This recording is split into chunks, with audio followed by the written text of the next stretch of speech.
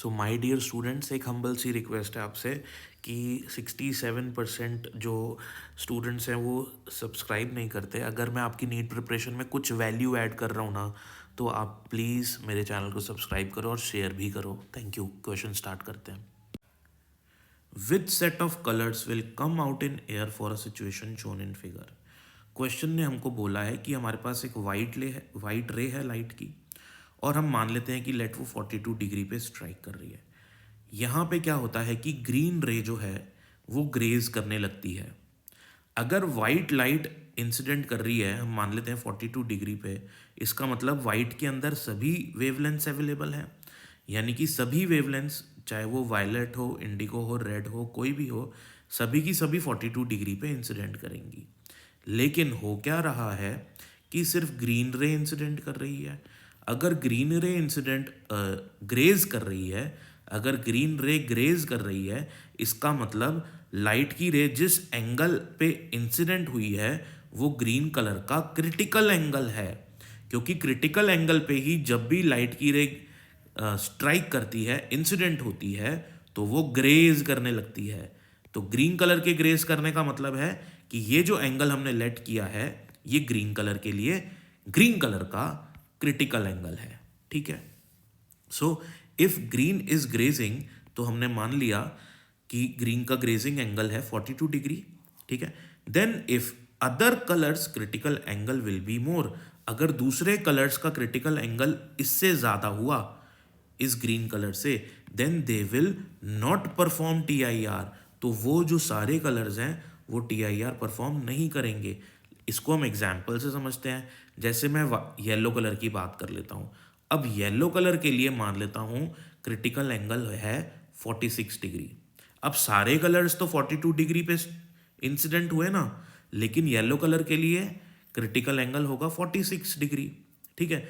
तो इसका मतलब क्या हुआ कि अगर लाइट की येलो कलर की रे, अगर येलो कलर की रे 46 डिग्री से ज़्यादा एंगल पे इंसिडेंट होती है ना, तो वो TIR कर जाती। अदरवाइज वो रिफ्रैक्ट हो जाएगी, मतलब बाहर निकलेगी। समझ में आई बात आपको? तो जिन जिन कलर्स का क्रिटिकल एंगल इसके क्रिटिकल एंगल से, ग्रीन वाले के क्रिटिकल एंगल से ज़्यादा है, वो सारी की सारी TIR परफॉर्म नहीं करेंगी, मतलब वो सारी की सारी बाहर निकल जाएंगी।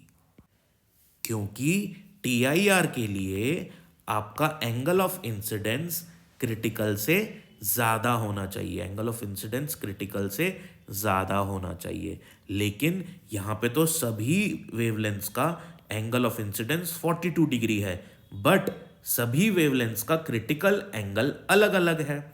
तो जिनका क्रिटिकल एंगल 42 डिग्री से कम हुआ वो क्या करेंगी, वो तो सब की सब TIR परफॉर्म करेंगी, है ना। अगर कोई कलर जिसका क्रिटिकल एंगल 41 डिग्री हुआ, वो वाला कलर TIR करेगा, क्योंकि सभी वेवलेंथ्स का इंसिडेंट एंगल 42 डिग्री है। तो जिसका क्रिटिकल एंगल 41 डिग्री है, जिसका क्रिटिकल एंगल, किसी भी रे का क्रिटिकल एंगल अगर 41 डिग्री हुआ, ठीक है ना, तो वो क्या कर जाएगा, वो TIR कर जाएगा। क्यों कर जाएगा TIR? क्योंकि TIR तभी होता है जब आपका एंगल ऑफ इंसिडेंस क्रिटिकल से ज़्यादा हो। तो इंसिडेंस तो 42 डिग्री है और क्रिटिकल 41 डिग्री है, तो वो वेवलेंथ, वो वाला कलर TIR करेगा। तो हमको वो कलर ढूंढना है जो TIR ना करे, जो बाहर निकल जाए। इसका मतलब उनका वही कलर्स बाहर निकलेंगे जिनका क्रिटिकल एंगल जो होगा वो 42 डिग्री से ज़्यादा होना चाहिए। तो कॉची रिलेशन क्या कहता है कि अगर किसी वेव का वेवलेंथ ज़्यादा होगा तो उसके लिए रिफ्रैक्टिव इंडेक्स कम हो जाएगा। एक रिलेशन तो मुझे यहाँ से मिलेगा कि वेवलेंथ और रिफ्रैक्टिव इंडेक्स में इनवर्स रिलेशन होता है। फिर एक ये रिलेशन है मेरे पास स्नेल्स लॉ से, साइन आई इंटू रिफ्रैक्टिव इंडेक्स, ये हमेशा क्या रहता है, कांस्टेंट रहता है। यहाँ से मेरे को ये पता लग गया कि साइन आई या एंगल ऑफ इंसिडेंस क्रिटिकल कोई भी एंगल हो, वो म्यू के, ये दोनों जो होते हैं sine of this angle and mu are inverse in relation. ठीक है। तो म्यू साइन ऑफ एंगल के इन्वर्स रिलेशन में होता है।